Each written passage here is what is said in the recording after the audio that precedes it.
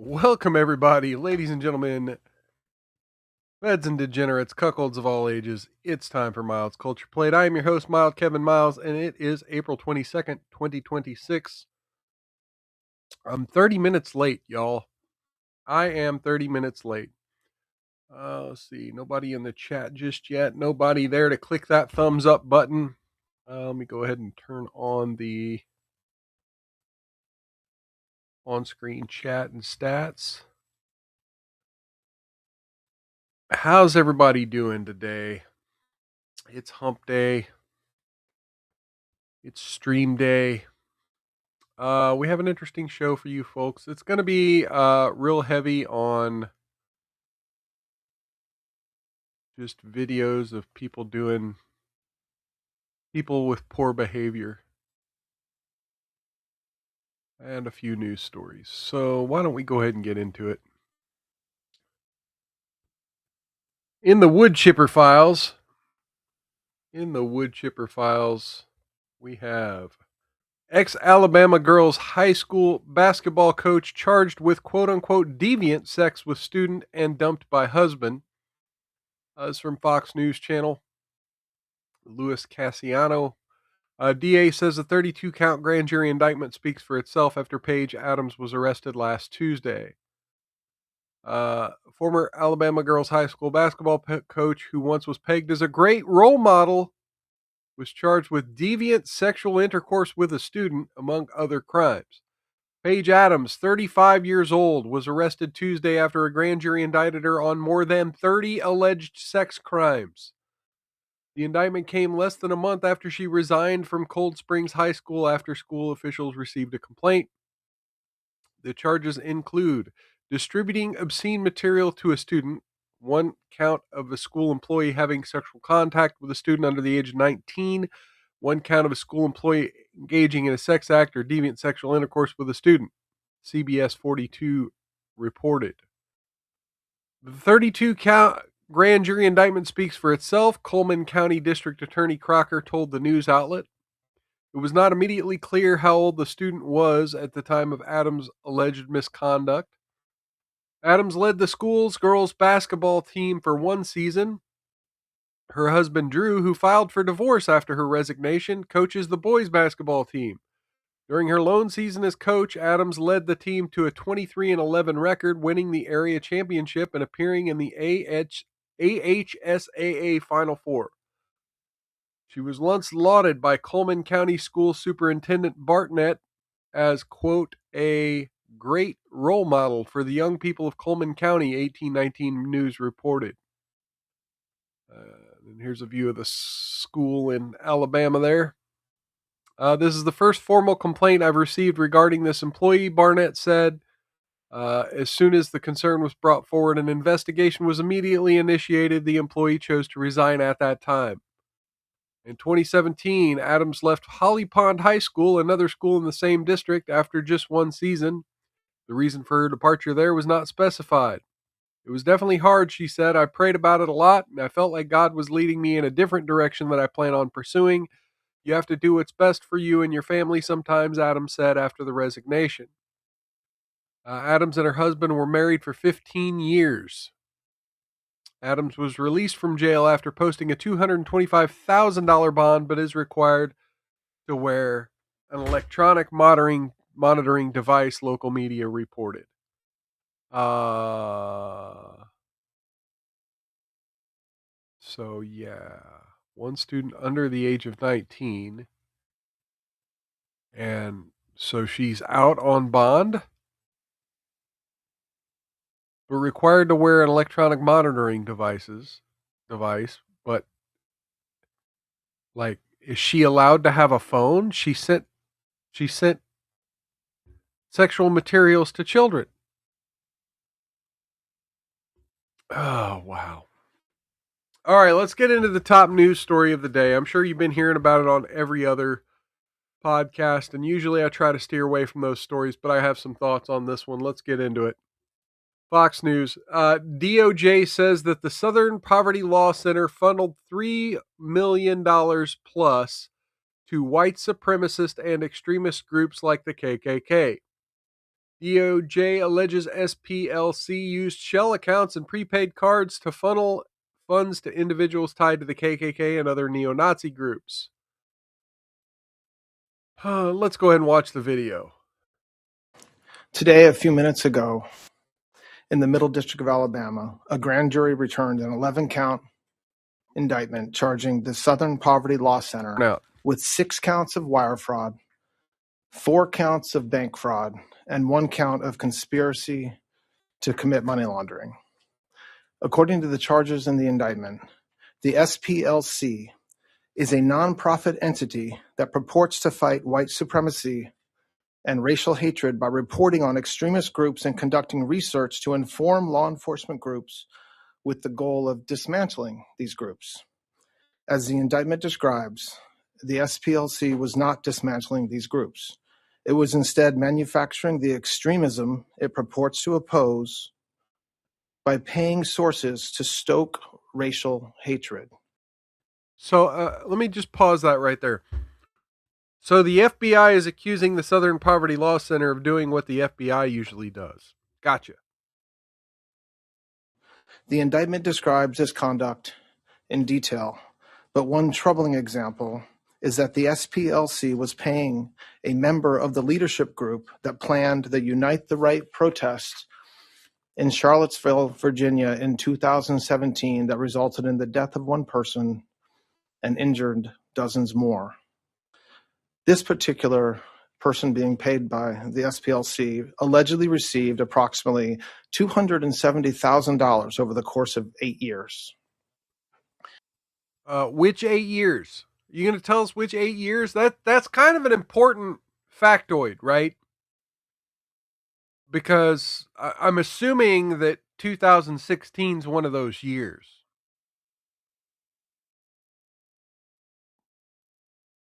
I mean, it's kind of important. You know, I've seen a lot of people report on this story and they're like, aha, see? No, aha, this is what the FBI usually does. Why are we hearing about this now? And why in this kind of a framing? It made me sick to open Twitter today and see fucking Dan Bongino, of all people, taking a fucking victory lap about this. Like, see, I told you, just hang on, something good would happen. Well, for one, where's the people in handcuffs? I want to see fucking people in handcuffs. I'm sick of the DOJ announcing that they're investigating something or that they're charging something. I want to see people in handcuffs in front of a court. I want to see people going to trial. I don't want to hear, oh, there may have been this, may have been that, and overblown, just for the FBI and the DOJ to come out a year or two later and say, well, you know, we reached a deal and blah, blah, blah. No.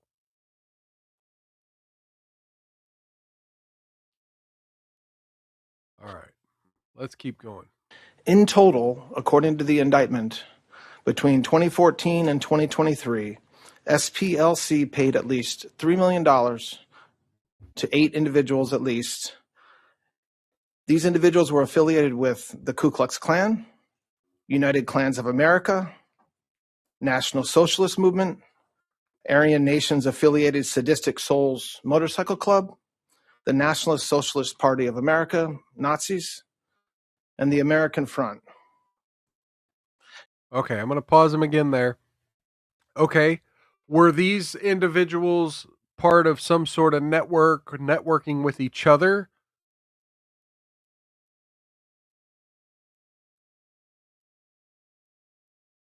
Sanglant, get him by the penis. I do not know what you're talking about. Talking about Dan Bongino? Dan Bongino being accused of some wang touching, or are we talking about We talking about these Nazis and neo-Nazis that the Southern Poverty Law Center's funding? Or do you mean that, they're not going to go to court, they're going to give them hand jobs out the back door of the DOJ, which is more likely here at this point. Um yeah, I this upsets me, right? I look, I'm one of the nothing ever happens people, and so you're promising a bunch of shit here. Oh, Brit being arrested in an old video. I'll try to find it in a minute. Okay, cool. I'll watch it. Our show's not that packed tonight, and to be honest, I feel sorry for coming on late, so I was gonna keep going a little longer than usual. All right, let's hear more of what he has to say here. Now, as the indictment Oh, I was just saying though that I wonder if all these individuals, these 8 individuals that they were allegedly paying, I wonder if they were part of some network, you know, where they were all funneling money into a pool and then each of them getting a little bit. I guess I'll have to read part of the indictment. lays out, after SPLC paid members of these extremist groups, it created work product that reported on these activities that the members participated in or contributed to. And to that end, it was doing the exact opposite of what it's told its donors it was doing, not dismantling extremism, but funding it. To carry out this scheme, SPLC created bank accounts in the name of at least 5 completely fictitious organizations that had no bona fide employees or legitimate business purpose. The money was passed from SPLC to one sham account to a second sham account and then loaded onto prepaid cards to give to the members of the extremist groups. Huh. This was designed to shield Prepaid the cards. source of those funds, and because of this, SPLC is also charged with one count, as I said Okay, I want to know if the prepaid cards were used and what they were used for. Like, do you have that documentation? earlier, of conspiracy to commit money laundering. In conclusion, I want to thank the acting U.S. Attorney in the Middle District of Alabama, Kevin Davidson, who's in his district right now and not able to be with us, for bringing this important case, along with the FBI team in Alabama for their hard work during this investigation. This investigation is ongoing, and I'd like to ask Director Patel to say a few words as well. I'd rather not. No, we're good. We're good on Cash Patel. Patel and Todd Blanche announced a sweeping indictment Tuesday against the SPLC, accusing the far left fraudulently paying members of extremist groups like the KKK. Grand jury in the Middle District of Alabama returned an 11-count indictment charging the SPLC with 6 counts of wire fraud, 4 counts of bank fraud, and 1 count of conspiracy to commit money laundering. So none of these are any kind of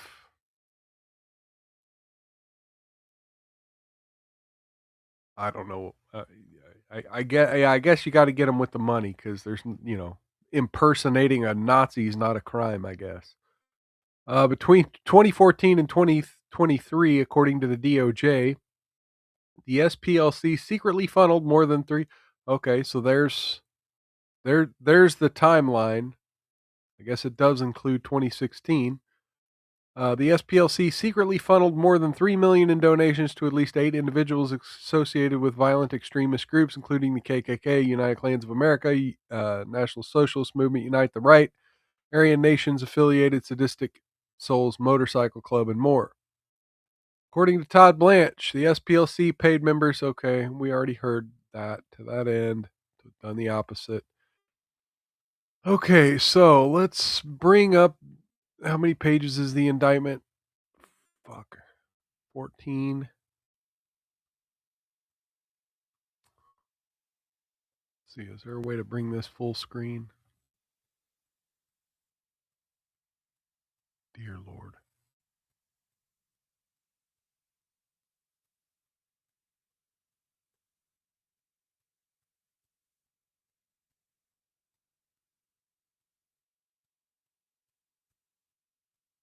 I don't think there's a way. I think I'm going to have to download it.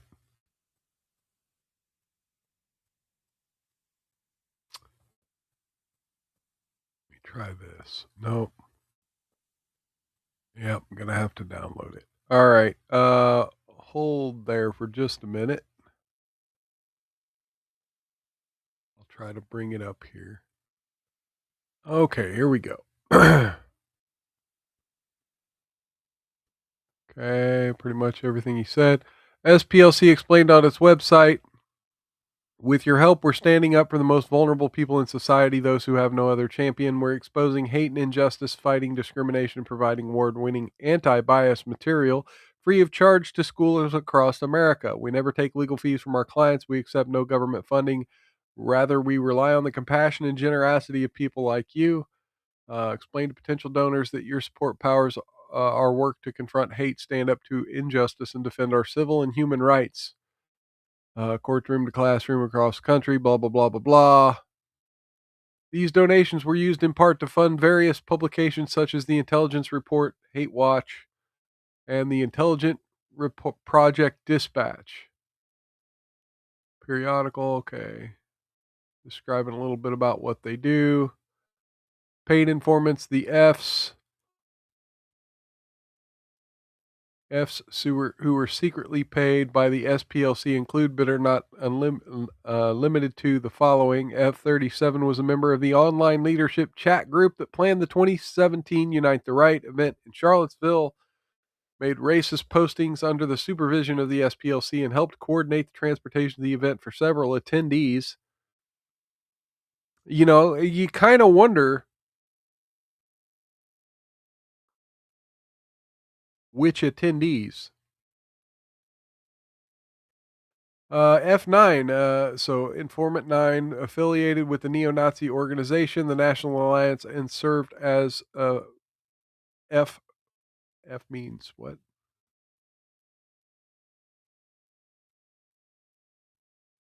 I'm just going to call them informants. Field sources. Okay. Field Source 9 was affiliated with the, okay.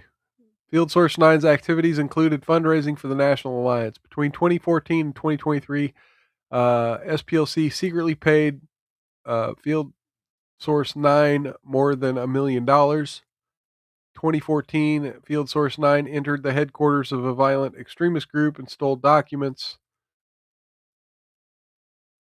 Field Source 27 was reported as an officer in the National Socialist Movement and the Aryan Nations Sadistic Motorcycles Club. Between 2014 and 2020, SPLC secretly paid Field Source 27 more than $300,000. SPLC website. Okay.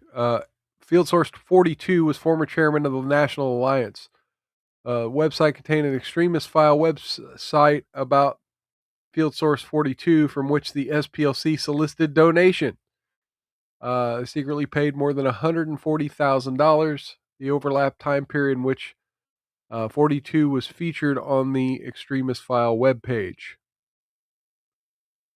Field Source 30 led the National Socialist Party of America, was former director of a faction of the Aryan Nations, and a former member of the KKK.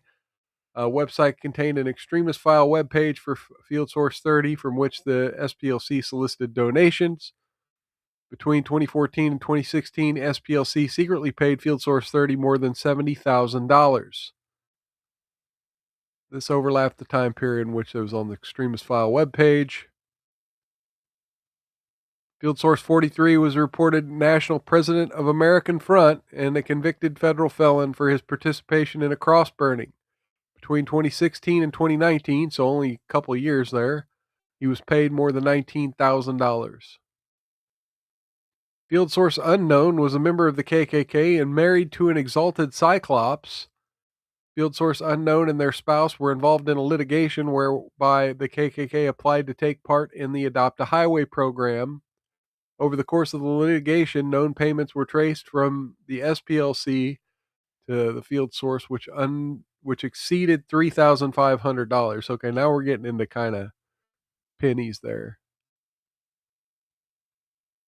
SPLC also used field sources to indirectly funnel money to other violent extremist group leaders. This included the SPLC funneling more than $160,000 from a fictitious entity to Field Source 11, who then sent funds to various violent extremist group leaders, including the former Grand Wizard of the Knights of the KKK.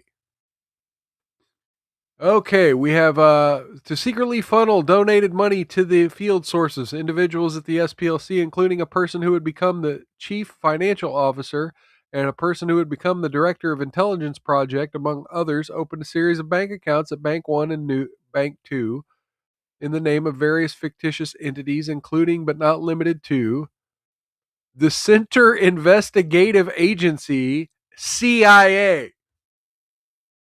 I mean, come on. Come on. They literally spelled it out for you. And yet we're still going to joke that this wasn't a government op. Fox Photography, Northwest Technologies, Tech Writers Group, and Rare Books Warehouse. These fictitious entities were never incorporated, had no bona fide employees, and conducted no business. At all times relevant to the indictment, Bank 1 and 2 were insured by the FDIC. Well, there you go. Guess they have the bank records. Oh, here we go. Wire transaction in the amount of approximately $4,750 from the SPLC operating a bank account of Bank 1 to a First Citizens Bank account controlled by F9. Wait, I thought they were debanking white supremacists. How do we have so many white supremacist bank accounts? Capital One, TD Bank 3000. Okay, I'm 4, 5, see 4, 5, 6, 7, 8, 9, 10. I'm seeing maybe $14,000 in these 6 counts. Okay, well now we got 11 through 10. Knowingly make false statements on applications to an FDIC bank. Bank accounts in these fictitious entities. Employee, I certify that I am the sole owner of the above named proprietorship, engaged in business under the name of Center Investigative Agency. Okay, so basically this is kind of a falsifying documents kind of thing.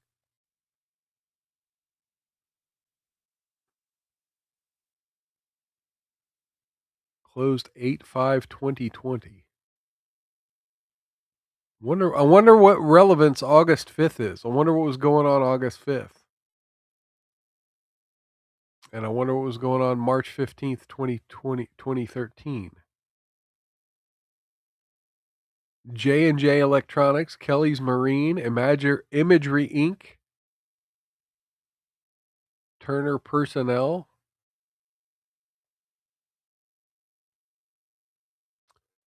Objective of the conspiracy, manner and means to the conspiracy. After receiving donated funds obtained via the wire fraud scheme alleged in counts 1 through 6, individuals at the SPLC transferred proceeds of the wire fraud scheme from the SPLC's operating bank account 1 to another account at Bank 1 in the name of the CIA.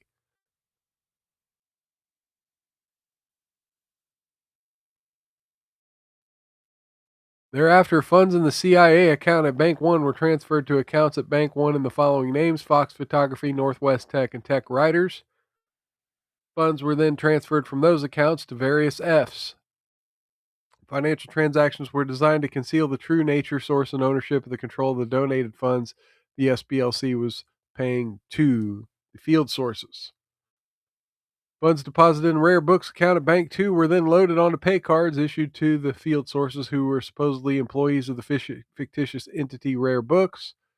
Financial transactions moving funds from Rare Books account to the field sources pay cards were designed to still further conceal the true nature, source, ownership, and control of the donated funds. In or about August 2020 and continuing through about August 2023, SPLC utilized the ACH system to pay field sources with donated funds. These ACH payments were masked with monikers such as Rare Books 50 and IPR Research Con 50. These masked ACH transactions were designed to conceal the true nature, ownership, blah, blah, blah. Forfeiture allegation, huh?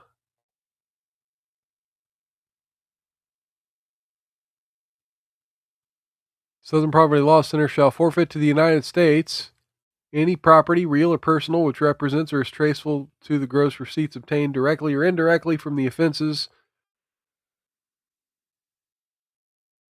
If any of the property cannot be located, has been transferred to a third party, has been placed beyond the jurisdiction of the court, or has been substantially diminished in value, or has been commingled with other property that cannot be divided, the United States shall be entitled to forfeiture of substitute property pursuant to Title 21, all pursuant to Title 18, blah, blah, blah. Wow. So they're saying if you can't find the money that we're alleging you laundered, then we can just seize whatever you got in the same value. Okay, so there we go. Keith Davidson, acting U.S. Attorney. And then it says Russell T. Durasky, Assistant U.S. Attorney. All right. So there you have it, folks. There's that. Let me go back to the article. Reviewing charges, subsequent statement from Fair sent to Fox News Digital added. However, today's Department of Justice press conference, we are outraged by the false allegations levied against the Southern Poverty Law Center, an organization that for 55 years has stood as a beacon of hope fighting white supremacy and various forms of injustice to create a multiracial democracy where we can all live and thrive. Taking on violent hate and extremist groups is among the most dangerous work there is, and we believe it is also among the most important work we do. To be clear, this program saved lives. Wait, what? What program? Huh? They talking about this intelligence network that they laundered money to? Sounds a little bit like an admission of guilt there. The actions by the DOJ will not shake our resolve to fight for justice and ensure the promise of civil rights movement becomes a reality for all. The SPLC will vigorously defend ourselves, our staff, and our work, and we will continue to fight hate. Brian Fair, SPLC CEO Brian Fair. I was about to say, why do they keep saying Fair?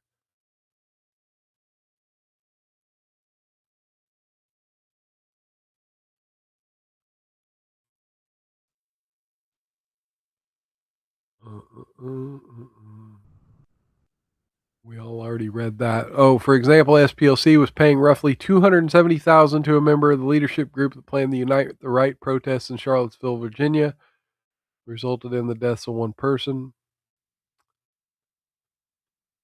You know, many such cases. If you want to find out who the real terrorists are, look at who's screaming about the terrorists. All right, let's get into some more couple lighthearted stories from the New York Post. The main reason Americans have recently gone no contact with friends and family are results of a survey here. 38% of Americans have gone no contact with a friend or family member in the last year, according to a new study. By the way, this is from Julia Southern of SWNS. A survey of 2,000 Americans revealed that young people are more likely than older groups to have gone no contact with a loved one in the last year. Gen Z 60%, Millennials 50%, Gen X 38%, and Boomers 20%. The investigating the why behind this trend survey respondents' top reason for going no contact with someone was because that person was not respectful to them. Yo. Other primary motivations cited in the study include that the relationship negatively impacted their mental health, so pretty much same thing, and the other person was too negative in general. Okay, that I can somewhat understand. Looking at the long-term impact of going no contact, most people, 59%, who cut off all connection with a loved one in the last year said they're still not in touch with that person. Study was commissioned by Talkspace, conducted by Talker Research for Mental Health Awareness Month in May, revealed the rise of additional isolating behaviors along with the uptick in Americans going no contact. More than a third of people, 36%, have blocked a friend or family member on social media within the last year, and 30% have removed a loved one from a group chat. Same time frame. Corresponds with a survey finding that nearly three quarters, 73%, feel inclined to distance themselves from a friend or loved one when they experience difficult moments, rather than openly communicating to problem solve. That right there is the kicker of this whole article. 73% of people, when experiencing an issue with a loved one or friend, would rather just be like, bye, than to try to work out a solution.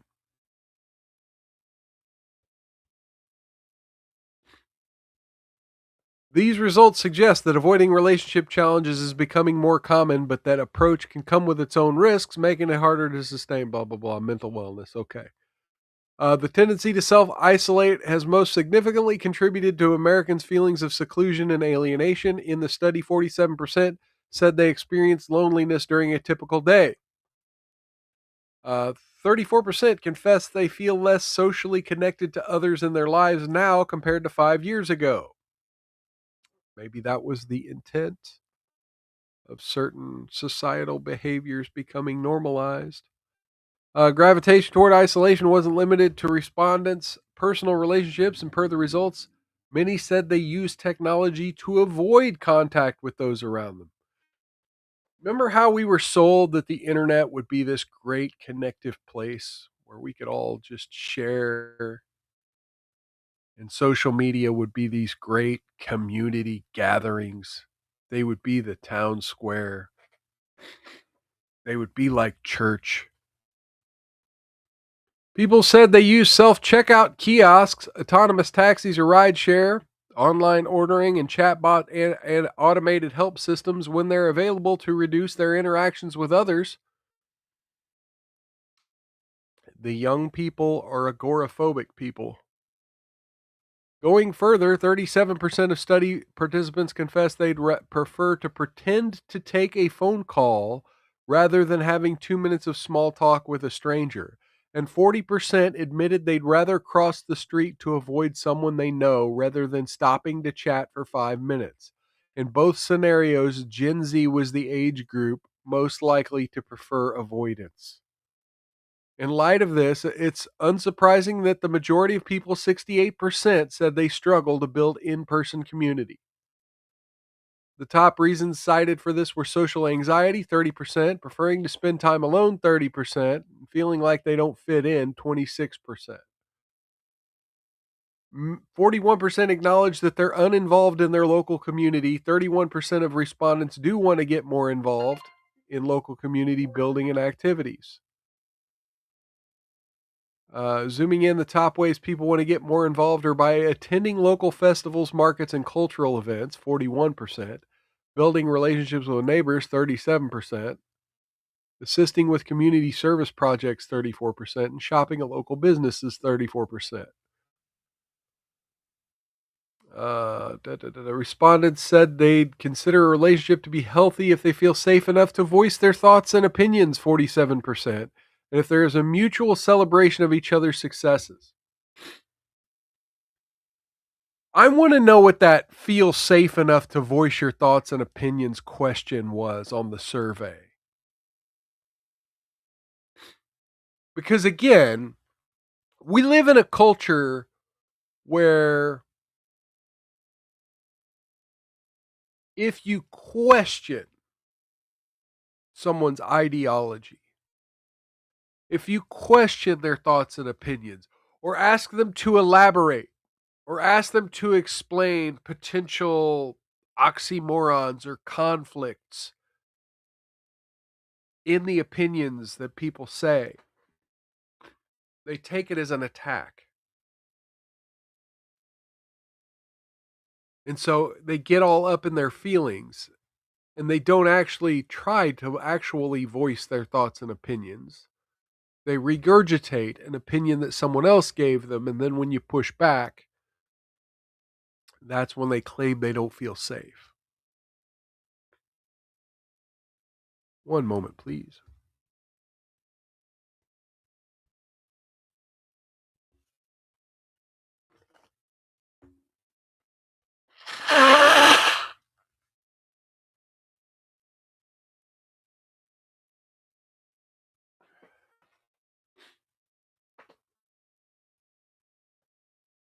All right.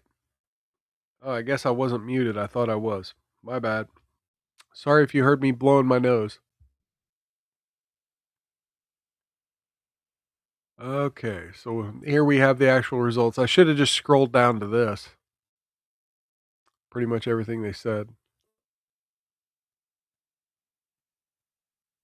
How Americans define a healthy relationship.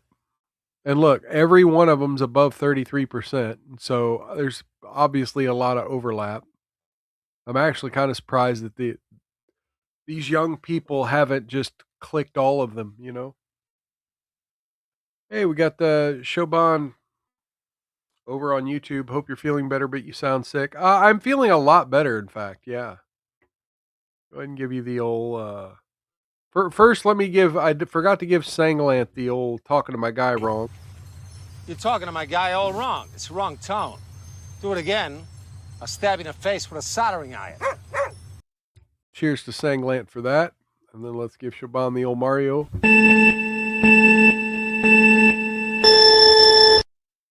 Cheers. Good to see you all in the chat.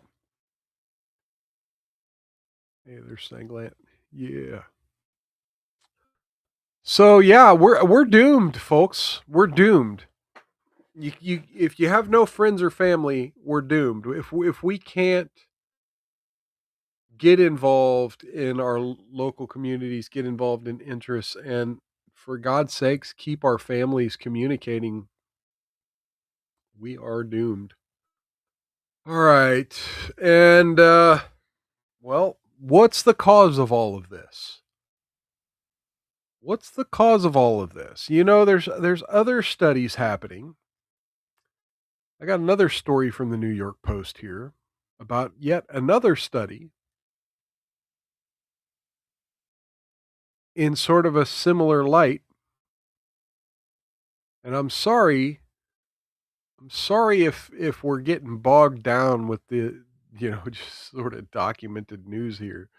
But yeah, I found these two stories kind of interesting, and especially back to back. It's almost like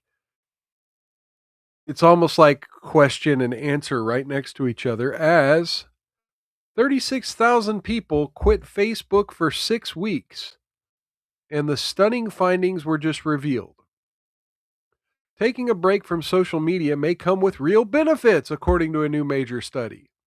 Researchers at Stanford asked 36,000 Facebook and Instagram users to log off in the weeks leading up to the 2020 election, and the results showed their emotional well-being improved. The participants, all whom were active on the apps for at least 15 minutes a day, were split into two groups. Wait, it was only for 6 weeks and it was before the 2020 election. Why are we just hearing about this? 27% were paid to deactivate their accounts for 6 weeks, while the rest served as a control group and only logged off for 1 week. Well, that's not much of a study. The results showed a clear lift for Facebook users who stayed off the platform for longer. Their emotional well-being significantly improved compared to the control group. Instagram users also saw a bump, but smaller. Their emotional state rose very slightly, though that result did not hold up under stricter statistical tests. Facebook's biggest gains showed up among users over 35, undecided voters, and those without college degrees. For Instagram, the strongest improvements were seen among women ages 18 to 24. Users did not trade scrolling for real-world activity. Most of the time freed up from Instagram and Facebook was directed to other apps, suggested their boost in mood came from the platforms themselves, not less screen time. Even so, the study stands out as one of the largest experiments of its kind and the first to isolate Instagram's effects. YouTube and Instagram recently got slapped with a $6 million bill after a LA jury decided their addictive apps were to blame for a young woman's mental health spiral. I mean, I don't know. This doesn't say, I thought this would be a more interesting article, but I mean, they weren't asked to completely quit social media, just whatever platform they were currently using. So yeah, their attitude may have improved temporarily, but it kind of feels like if I quit using Facebook, but then I have this other app that's trying to sell me shit because I'm a new user, yeah, it might hit that dopamine for about 6 weeks, but 6 months in, I doubt I'll still be as happy. All right, we had a manhunt in South Korea. I guess it wasn't a manhunt, but we had men hunting in South Korea, and not just men, but technology as well were being used to hunt an escaped wolf in South Korea. South Koreans breathe sigh of relief as escaped wolf has returned to zoo safely. South Korean internet erupted in celebration as a 2-year-old wolf that escaped from a zoo in South Korea was captured safely Friday after a 9-day search that kept the nation on edge and made a national celebrity out of the wolf named Nugku burrowed out of his enclosure in the O World Zoo in Daejeon on April 8th, prompting a search that gripped the nation and raised fears about his safety. Animal rights activists questioned whether the wolf could survive outside the zoo and also worried it might be killed during capture, something that happened to a puma that escaped from the exact same zoo in 2018. Intense national concern even prompted the president, Lee Jae-myung, to issue a statement reassuring the public police and fire officials and the military were doing its best to capture the wolf alive. At one point, authorities nearly captured Nukgu after spotting him on a mountain near the zoo earlier this week, but he broke away from a perimeter set by rescue workers. A driver also spotted the wolf and shared a video of him trotting along a dark mountain road lit by the taillights of the video or headlights of the video trailing behind. Nukgu was finally found and tranquilized on a hill near an expressway on Friday after a hours-long search involving drones, police, emergency workers, veterinarians. According to zoo and city officials, he was in stable condition after being taken back to the zoo where vets used a scope to remove a fishing hook from his stomach, but found no other significant health issues.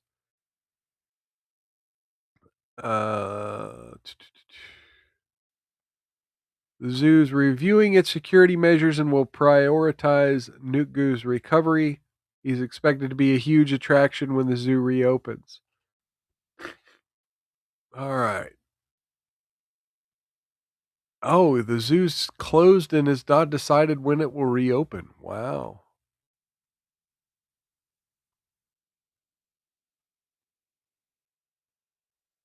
Nukgu is a third-generation descendant of a group of wolves brought from Russia. Russian wolf. Russian wolf. All right, let's get to the people behaving badly. You ready to get to the viral videos of the week? Somebody say yes. All right, here's this lady. This lady had an opinion when the food stamps won't work on the soda no more. No sodas. You can't get your coffee creamer. You can't even get ice cream. That's, that's wrong. What am I to do? Ain't that's wrong. Somebody needs to do something about this. I know it's affecting Put milk in your everybody. coffee. You know, I eat healthy. I love my fruit. You know, I love my sweets too. No soda. All right. So there's one side of the coin. I mean, what are you going to do? No sodas, no ice cream, no coffee creamer. What are you going to do? Well, I mean, there's an option. There's an option because she talks about the downside. Meanwhile, this guy over here in Texas, he talks about the upside. Hey, what's up? So, I don't know about you, but I noticed that all these sodas have gone down in price. Look at this, $5, Big Red. You know why? Because now you can't buy sodas with food stamps. Ain't that a conspiracy theory? Damn, all the sodas are on sale or what? They just dropped the price. You can't buy them with food stamps now. Go to HEB, get your favorite soda. Bet you it's on sale. Look at that. No one's buying sodas. Everything's on sale. Look at that. It's all in stock and it's all on sale. Sale, sale, sale. Shelves are No stocked. longer snap. Meow, meow. That's right. San Antonio. Sweats waking up to the sky. I'ma make the super happiness, and I know everything is shining, always gonna be gold. Now, imagine what healthcare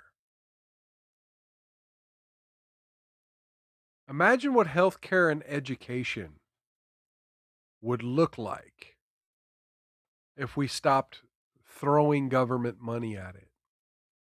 Imagine how affordable a college education could be. Imagine how affordable healthcare could be if we stopped abusing it. All right, we're going to have some spicy language in the next video. Some spicy language. Y'all ready for some spicy language? This young lady that you're about to see used to work for the Houston Police Department.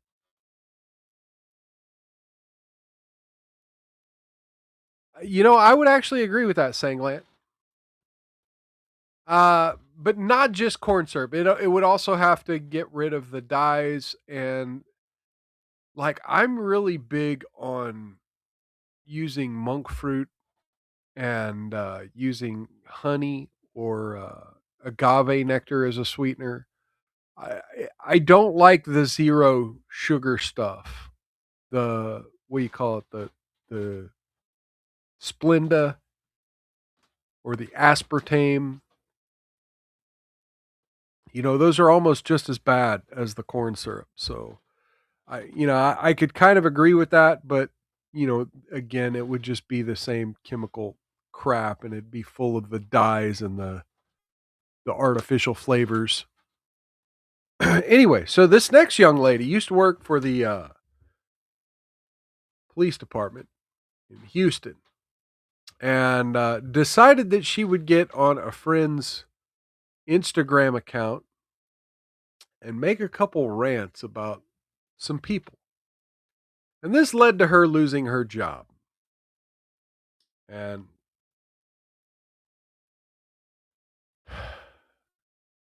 hopefully this won't get me yeeted from YouTube for playing this, but here we go. The amount of times that I will always and forever say that I fucking hate niggers.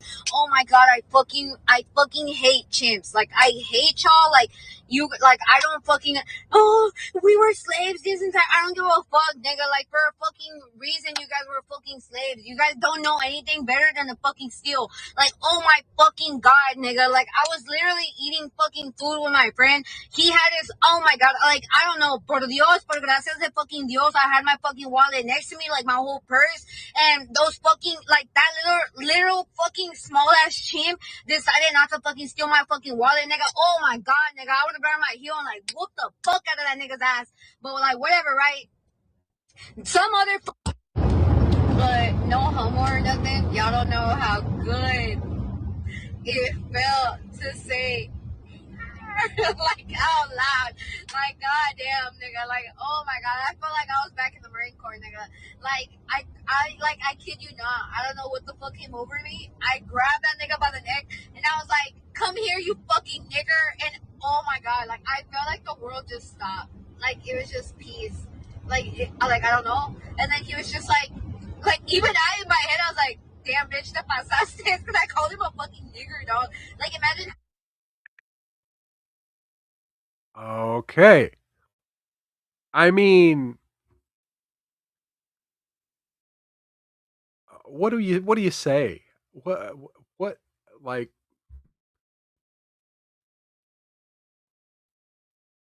like she's not white. Yeah, saying like she must have missed the memo. Spanish people are white now. Oh my. So yeah, I guess maybe she's. So yes, her name is Ashley Gonzalez, and she was fired by the Houston Police Department. Fired by the Houston Police Department.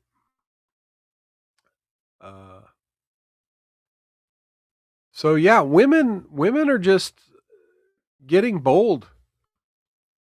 Let's see some more bold women. This is on the Las Vegas Strip. The Las Vegas Strip in the middle of a construction area.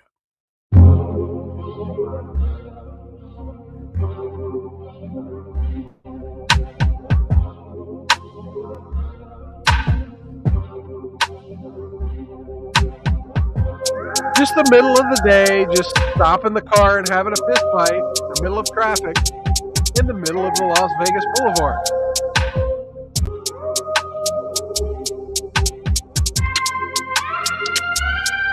I think that's a woman. I could be wrong. Also, that looked like it could be a white dude right there, but I mean, he hits like a girl if it is a dude.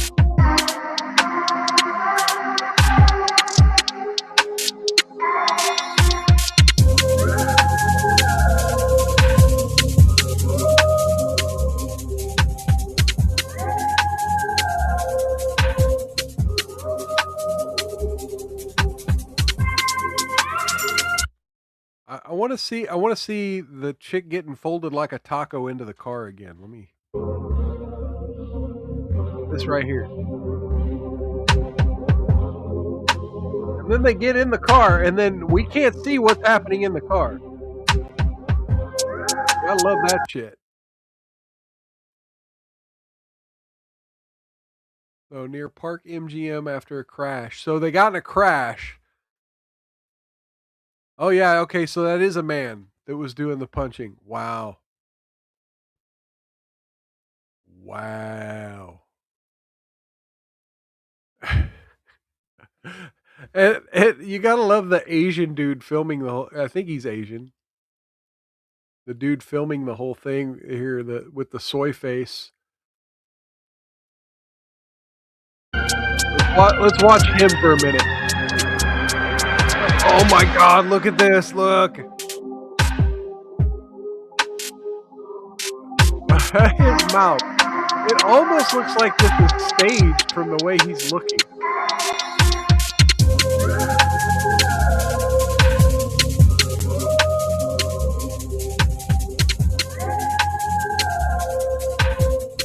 All right, enough of that.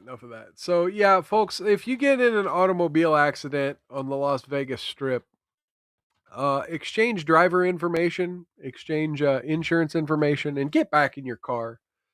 Don't start swinging on people. It ain't worth the jail time. And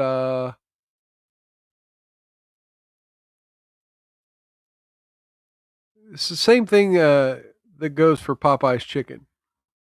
Down here, I'm not gonna pay for some bullshit ass chicken. It's not a week. I'm not gonna pay for some bullshit ass chicken. Lady, you're aware that you went into a Popeyes, right? You're not at Cracker Barrel. You're at Popeyes, where they make bullshit ass chicken. And it has nothing to do with whether I'm talking or not. You guys are trying to. No, it does not. How have to do with that? You guys shortchanged me last night. That has nothing to do with anything. You have an advertisement, and you guys need to call the police. No, I did not have. No, call the police. Call the police. Well, yeah. If they call the police, you're never eating Popeyes again, lady. Call the police. I do not have my cell phone. Call the police. You guys are full of BS. That's what you do in California. That's all what you do in California. You're full of BS. Yo, call the police. Give me my wing and I'll be out of here. Give me my wing. I don't know what this piece Give of me chicken my is. wing and I'll be out of here. The police comes over. This is over a fucking chicken Give wing. me my wing. This is over a fucking Oh, yes, chicken you are. wing. Oh, yes, you are. Yes, you are. Can somebody call 911 and call the police, please? I do not have my cell phone. If I had my cell phone, I would do it myself. No, it's no All the BS, sorry. police. You are full of BS. You are full of BS. For an undersized piece of chicken? You think the cops are going to give a shit about an undersized piece of chicken? This is your advertisement. Listen, you working here.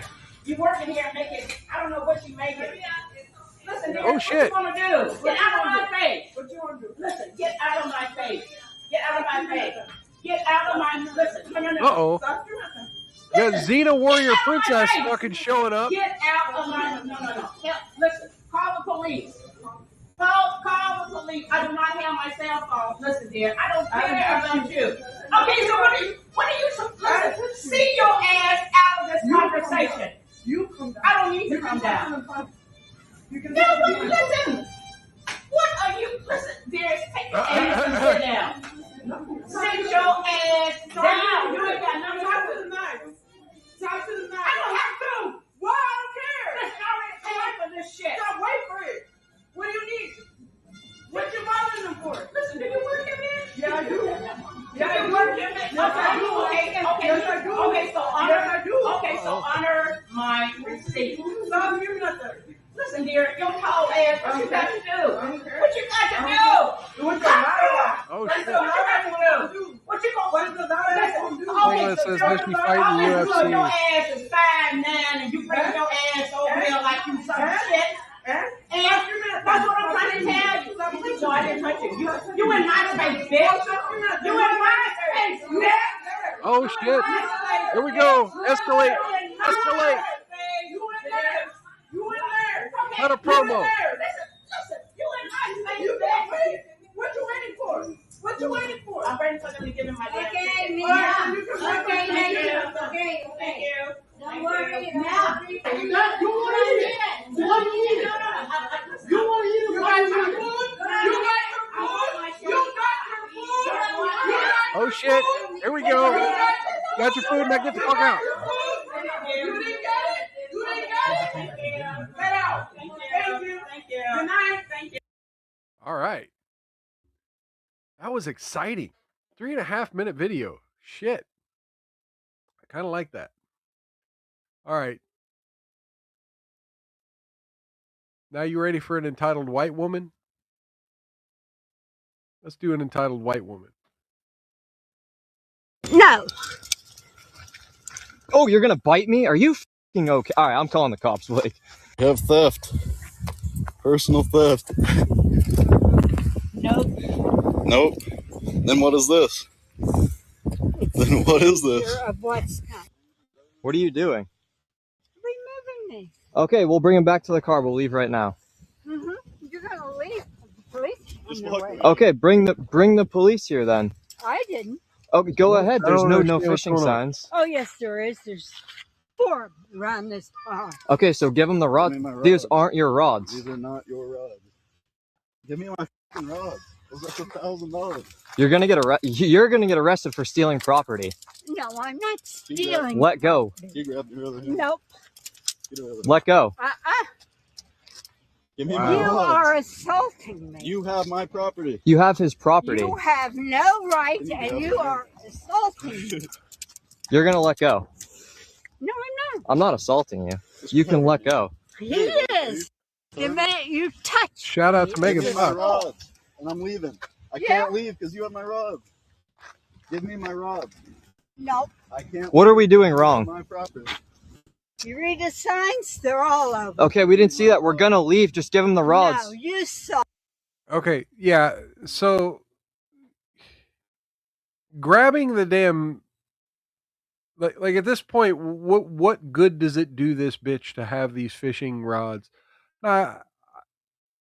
Yeah, so if they're not supposed to be there, they're not supposed to be there. But she was told, like, this isn't your property. How she was able to get them out of the water without these gentlemen noticing, I don't understand. Like, how there's more to this fucking story. And I have this vibe that these dudes might actually be in the wrong. But at this point in time, it's like, just give them their fucking fishing rods back. Like, or call the cops. Call the cops, get them trespassed out of there. Get them some sort of, unpermitted wildlife ticket. Let the cops or the park rangers handle it. Or is this an HOA thing? Is this a homeowners association? Is this a little lakefront community issue? Them, you've been here. No, we have not. Do you not see the like 6 other people fishing here? What are you gonna do about them? Give me my rods. They missed. Give me my rods. Their pictures are taken. Give me my rods. Okay, so take our pictures and we'll leave. This is $1,000 that you're about to break. Give me my rods, and I'm leaving. All right, I'll just call the cops right now on you, and we're not gonna get in trouble because we've been here before. Give me my rods. And you're gonna. What are you doing? But it's like, I am taking them. You can pick them up in the office. Grab her other hand, bro. All right. That's his fault. Every time you touch me. Okay, it's good. I'm not gonna touch you. This is assault. We're touching your hand. She's so concerned about the assault, she won't let go of the fishing rods to call the cops. So we can get our rods back. Yes, You have absolutely. no right to touch. Okay, but what are you touching right now? What are you touching right now? Whose are these? Whose are these? I don't know. What do you mean you don't know? I don't know. Oh, you're gonna bite me? Are you fucking okay? All right, I'm calling the cops. Bite. She tried to bite. That's great. I mean, she said you could pick them up in the office too. Either of those people could have de-escalated that. Like, just follow her back to the damn office.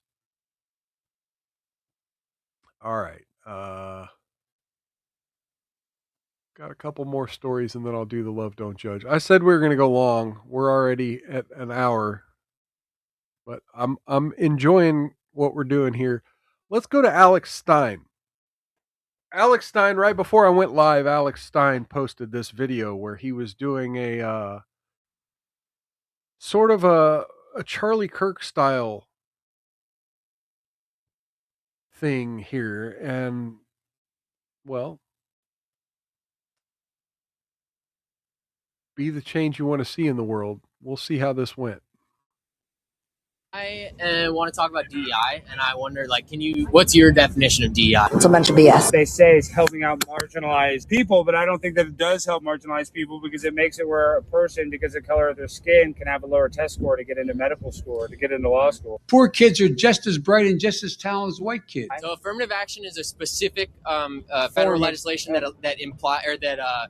makes it so that I really don't know what he said. that was abolished by Joe Biden in 2023, I think it was. I want the press to know that wasn't me. Bing, bing, bong, bong. Giving people that are less qualified to get into a school easier access than a white person, so it makes it harder for a white person. That is racist.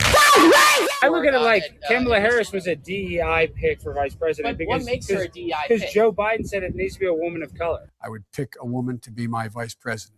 What do you mean? When did he? What do you That mean is what he said said. that? That's the reason why he chose How does her. that make her a DEI So I don't want. pick? She happened to turn black. I don't want vice presidents picked because they're a woman. I want to live in a meritocracy. Well, and where that's why I'm sure you voted for Donald Trump. Of course, but I'm saying I want to live in a meritocracy. Of course. And not in a place that you get a job. In what way was she given the vice presidency? Because he purposely said that I need to pick a woman. I will, in fact, I'll pick a woman to be vice president. Sure, I Right. want people And hired so what I'm because trying to they're qualified for the job. It might just be one of those black jobs. I recognize that we're not going to make an We're agreement not, here. we're not. I apologize for my opinion on this, but I think that you're just throwing things around. I don't want to keep doing this. I'm going to call it. To make your Well, I argument just don't sound want. better. I don't want people But, like Kamala like I've Harris said, to be vice president but- just because she's a woman of You know, color. and it's not an that hard. anecdote that's relatively unrelated. Literally I talking. mean, she wasn't qualified. And, She legitimately wasn't qualified. Watch out for a hole in the neck. Thank you. Oh, that's Watch funny. out for a hole in the neck.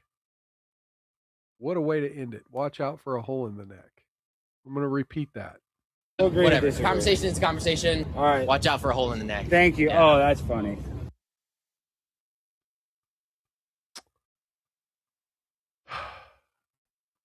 So yeah,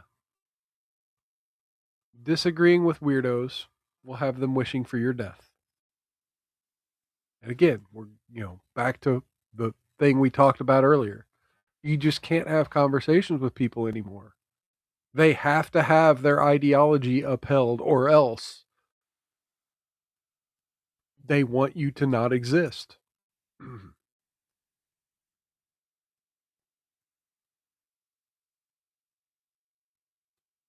Uh-oh. Okay. A reporter with Lindell TV, Mike Lindell's news outlet, went to the Capitol to ask Ilhan Omar some questions about her finances.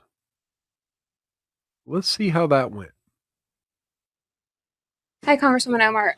You were just talking about how Trump's economy has failed the American people, but I think the American people really want to know how you went from a negative 65,000 before coming into Congress to over $30 million in just 7 years. My disclosure is public now.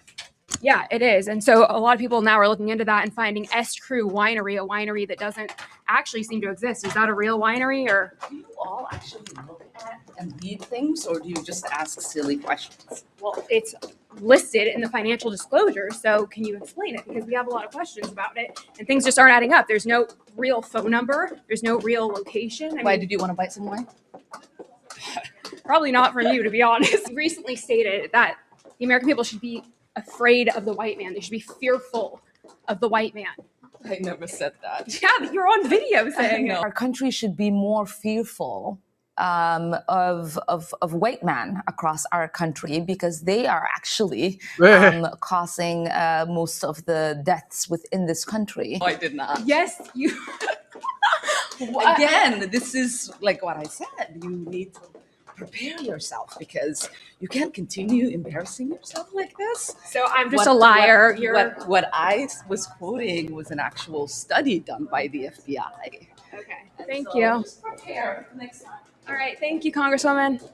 Omar, the last time I spoke to you, you said that I was stupid for asking you about your financial disclosure, but there's some discrepancies on there. Would you like to explain them? How did you make such a big mistake on this? Absolutely, you're stupid for asking me anything. I am? Yes. Well, what about the American people who are wondering how you made such a big I have mistake? explained to the American people. What's the explanation? I have given them the explanation. Do you want to tell our viewers? Because I don't want to tell you jack shit. How about that? Oh, there we go. Okay. Have a good day. Thank you, Congresswoman. I don't want to tell you jack shit. Such a woman of faith. And so while we're talking about congresswomen and their money,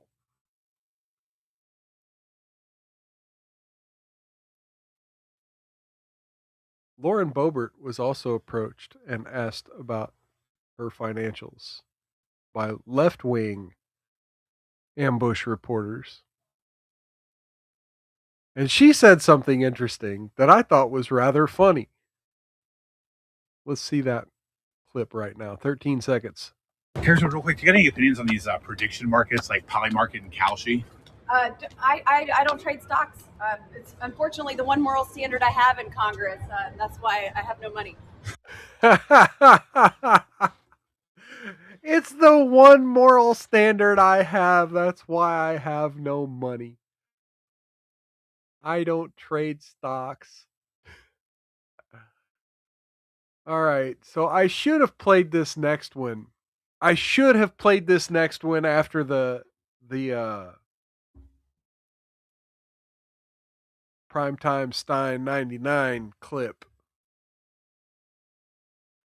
because it would have been so fitting. But our former vice president had something to say for the ladies out there. Here you go.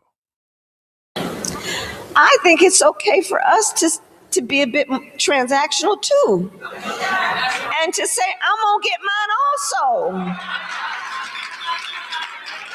And so don't count on me to be a voter and be the backbone of the Democratic Party, because it is my value system and my ethics and my sense of civic duty and responsibility.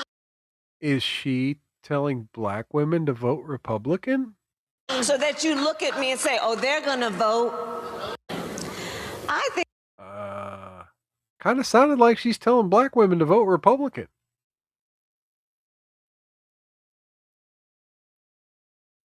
Of course, all the comments are about how she's just telling women to be selfish, but kind of sounds like to me like she's telling black women to vote Republican. All right, folks, let's go over to YouTube, because we're going to end the show like we always do with a little trip over to the YouTube channel known as Love Don't Judge.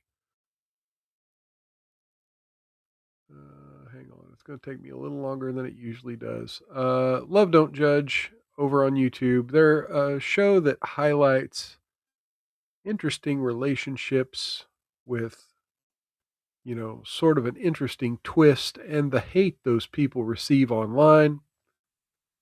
We here at Mild's Culture Plate like to sort of analyze what they've got going on, what they might have been actually doing wrong to get some of that hate. And, decide whether or not they need a little bit of a admonishment in a segment I call Love Does Admonish. Now let's go over there right now. Thing that says PSA, the Spider Silkworm Company is at 15.6 cents. Okay. Sanglan, if you find that whatever video you were talking about earlier, Brit being arrested with a penis. Wait, I think I do know what you're talking about. Hang on. Wait a minute. Let me go.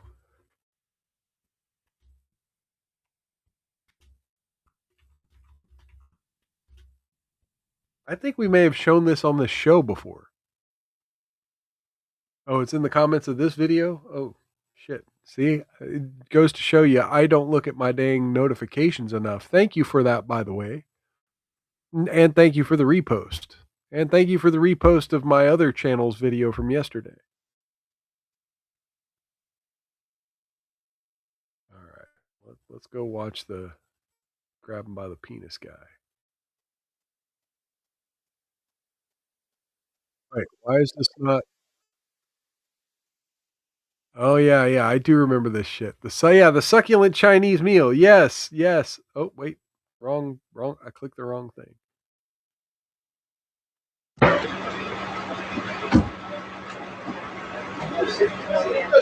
You just assured me that I could speak. Sit down inside the car. We're not assuring anything. We're under arrest. Look, I'm under what? Gentlemen, this is Democracy Manifest. Have a look at the headlock here. See that chap over there? Get your hand off my penis! This is the bloke who got me on the penis before. He got me by the penis. For what reason? What is the charge? Eating a meal? A succulent Chinese meal? Oh, that's a nice headlock, sir. Oh, yes. I see that you know your judo well. Good one. And you, sir, are you waiting to receive my limp penis? Now, get your hands. Waiting to receive my limp penis. One cup, look. I might do that. I'm gonna cook dinner for my lady tonight, and Well, it's become a truly iconic. I might, as I'm pulling dinner out of the oven, I might say, "Are you ready to receive my limp penis?" All right, so here we go. Pregnant at 13, and we're not bad parents. Love, don't judge. Let's do it. 13. I was like 15, turning 16. People would say, you're ruining your life. Somebody even messaged me saying, I hope you guys in labor. I took that and I shifted it. I don't believe this it. is making my life. I felt scared. I was really scared. What I wanted before anything, let's just get a paternity test. If someone said that to her, they probably know her. I thought to myself, he's going to take her away from me. I need a titty nose. And besides, like, okay, so she's pregnant on the internet at age 14, and she's posting publicly enough where people are sending her this shit. And how old are they now? Okay, let me Are they 18 We're gonna have to take it now? off in a minute, you know that, right? Are they old enough to partake in this show? This is Everly. She is 3 years old. She's my little girl, and we're super close. Here, let me spray some of this. So it sounds like they're Make only your hair a little bit 16. If she was 13 when she is got pregnant, so they're only mature and 16 or so 17. sassy. I had always looked down on teen moms, if I'm being completely honest, and I think that was just from a lack of knowing what it's really like. When I actually got pregnant, I always looked down on teen moms, she says. Always, as in before age 12? Like, what the heck? I was so scared for the reactions people were gonna get, and I did get a lot of negative reactions, a lot of hate. Can you try to wipe it off? Everybody had something to say, and they didn't hold back. Okay, now I'm going to have something to say, and I'm not going to hold back. Things happen. Be careful when you're young. But I will say this. Kudos to these two young people who had an unexpected gift. And instead of simply murdering their child in order to have a better life for themselves, she made the tough choice. She made the tough choice. And could have made the easy choice, could have taken the easy way out. Kudos for making the tough choice. And hopefully she has a good support system. I hope we're going to hear that she has a good support system helping out with this young girl. And hopefully this child, this innocent baby, this pretty 3-year-old girl, has some direction in her life at some point where she doesn't do this at age 13. I had people send me the address to abortion clinics when I was about 7 months pregnant. In gym class, they would like put balls in their t-shirts and be like, hi, I'm Maddie, I'm a teen mom. Somebody even messaged me saying, I hope you guys in labor. I took that and I shifted it. I said, this is making my life. The hate made me want to do better. Now, the fucking... the 13-year-old pregnant thought poses on social media. No, just don't. I mean, I get it. You want to look pretty, but just wear clothes. Wear clothes.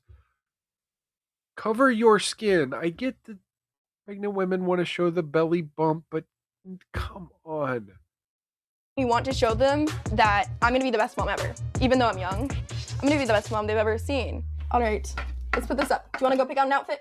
Hey for Everly's, it's Maddie and Everly. Oh, when Everly no. was about 4 months old, I Oh decided no, on a this whim- child is Okay, we doomed. look You're cute putting this child on the internet. It is no. You know what? I'm gonna go film a YouTube video. Today, I'm going to be talking about how I found out I was pregnant. My first video I ever posted ended up going viral. I just didn't know what was gonna happen, you know, because I was pregnant. Guaranteed there were predators watching this content. Guaranteed. At 14. And if anyone out there was one of those predators, just go chuck yourself in a wood chipper. Today, I am going to be filming a video for my YouTube channel with Everly's dad, Isaac, my ex-boyfriend. In Minecraft. I'm quite nervous, and I'm looking forward to seeing how it goes. Forgot I was on We're YouTube. going to discuss co-parenting and how we've kind of made it work through the good, the bad, and the ugly. Yes, I'm still on YouTube, thank God. Everly, come here. Give me a big hug. Oh, I miss you. How are you? It's beautiful. Oh, is that your toy car? When Maddie first found out that she was pregnant, I was like 15, turning 16. I hope you got a job. I hope I you thought just it was all just go a to joke, work. like it wasn't real. Let's go upstairs. And then when she showed me the scan, I went to get a sonogram and I sent him this picture. I felt scared. I was really scared. So, You should be. Before we do this little co-parenting video, I know we've talked about before, like probably a couple years ago on my channel, how one of your regrets was not meeting Everly earlier. And I never really got like that. Wait a minute. Wait a minute. He wasn't around when you were pregnant? Wasn't around when the baby was a baby? Explanation to what was going on, like during my pregnancy and after she was born, like. Unfortunately, you might be right, Sanglant. Or even worse, Sanglant, fucking Twitch gamer. What happened? Were you still in Texas? No, I was still in Texas, but like when you told me, I was just shocked. I was like, wow. So I talked to my mom, obviously, about it. I told her that what I wanted before anything, before like I got into Everly's life, let's just get a paternity test before any actions were stepped forward. Basically, like, I wasn't there for 10 months, right? So Maddie had the most hate for me, which was correct. And I messed up right there, and I did. This whole time, all I have said is, I know who Everly's dad is. He's the only person I've ever been with, which remains true. But he wanted to get proof. They said, okay, so for the paternity results, handed them forward. He is the father. I've been telling y'all this literally for freaking almost a year. I just couldn't. Okay, but who cares, right? I mean, these young people, and mostly women, they live in this world where they think, like, they don't trust anyone else, but they think everyone should just take them at their word because I would never lie. It's not about whether or not you personally or the person I think you are would lie. It's that if you're not the person I think you are, then that type of person would act like the person I think you are. And that person would lie about who they are, and they would lie about whether or not you're the father. So while he may not think you are that type of person, he may trust you. But there's a chance you might be one of those other people he can't trust, wearing the sheep's clothing of someone he can trust. You don't get to decide that when it literally locks a person in to a life-changing role for the rest of their existence. That's why paternity tests are important. It has nothing to do with you and your ego and your trustworthiness. It's about getting as much confirmation as a person possibly can when their life is about to change. Accept the fact that it happened, but it happened. Oh, I was so mad at you. Like, I literally, oh my gosh. It did get pretty bad, and I was really upset. I'd post things on my social media and be like, he's a piece of crap, and like say all these things. I thought to myself, he's gonna take her away from me. I was hurting. Me and him had left off on bad terms, and I kind of turned that pain into anger, which I really do regret. I feel like I should have pushed harder and been nicer. I should have realized that like parenting is a two-way road. But at that time, for me, I was just kind of like, I was still resenting everything that had happened. I was really selfish with Everly. Today is a special. It sounds like she's growing up, like she's learning lessons about life. And I don't know who's teaching her or if she's just learning from fucking growing up so fast. Having kids will do that to you, folks. Vlog because Everly will be meeting her dad for the first time in her life. Everly, you're gonna meet your dad. I'm glad How do you she's feel about smiling, right? What do you? So again, it's a very mature thing. Like she went from being mad at the guy, hating him, to now she's legitimately excited that her daughter's going to get to spend time with her father. There's hope. There's hope in life. All the shit we covered on today's show, all the things that make me pessimistic about where our society's going and how horrible people are to each other. And it takes a fucking little girl who fucking unfortunately had to grow up too fast to give me a little bit of hope in life. What do you think about that? Now, don't get me wrong. I mean, this little girl's still doomed, and the whole we're all over social media is just a fucking nightmare. Don't get me wrong. But maybe by the time she's 25, she's going to realize all this shit's bad too and do what she can to remove as much of it from the internet as she can.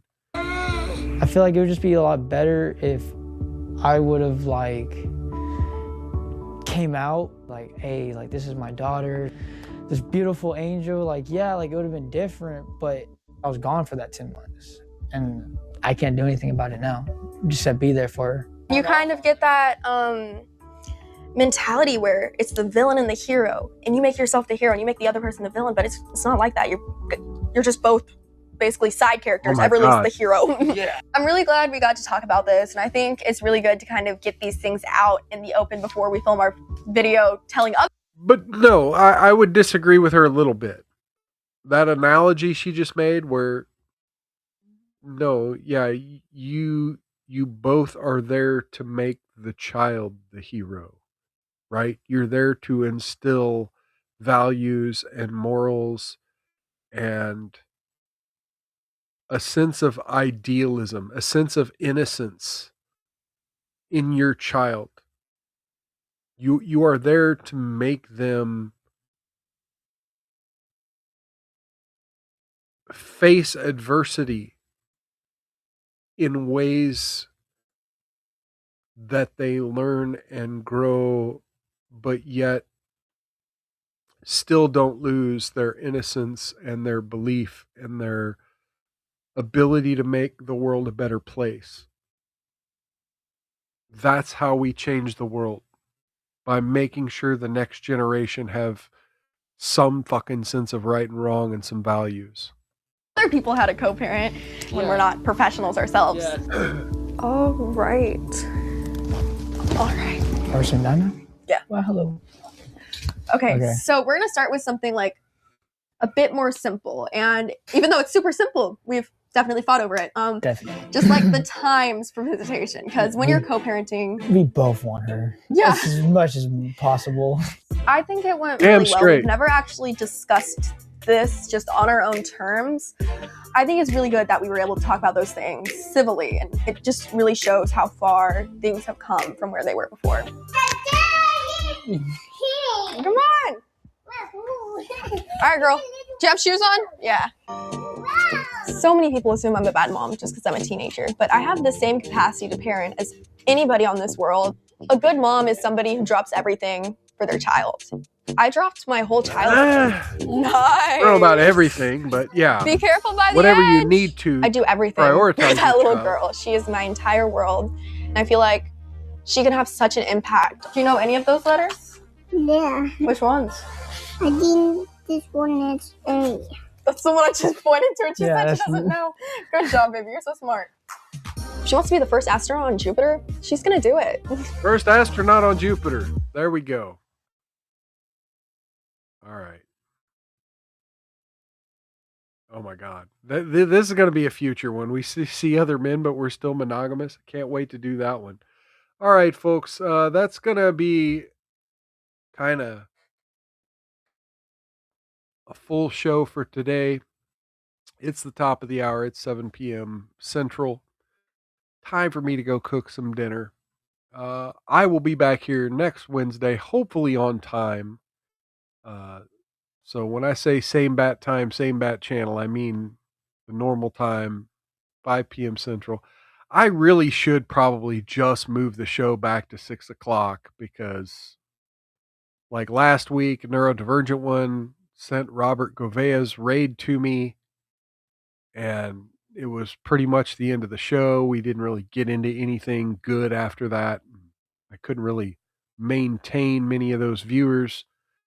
So, yeah, I really should go back to doing 6 p.m. Central. Half the reason I'm even doing 5 p.m. Central is it's in my thumbnail graphic, and that's a pretty easy thing to change. So, yeah, next week, let's try to do 5 p.m. Central one more time, and we'll see what we can do. Maybe switch it up after that, because I do need a little bit of time to get the stream set up and get things going. In the meantime, let's see who I can raid. All right, I think we got it. All right, so do me a favor, click that thumbs up button. Click the repost as Sanglant did. Feel free to share this off platform. If you're new here, please click that subscribe button. Really try to help me a little bit in the algorithm. I have lost most of my regular audience with my 6-month hiatus. And so, yeah, any little bump helps. So please, if you're watching this on demand later, leave a comment down in the comments section, just letting me know you were by. Tell me what you think about the reasons why people might not be so connected anymore. We talked about that study earlier where people were cutting ties. Tell me if you think it's right to cut ties for having butthurt feelings. All right, so that's going to be the show. I'm going to go ahead and raid out. You folks, take care of yourselves. Take care of one another. Outlast those haters. Don't get any on you. And if you do, rub that shit in real good. I'll catch you next time on Mild's Culture Plate. Have a wonderful week, everybody. I'm going to go ride some roller coasters here in a couple days and feel better about myself. Take care. Godspeed.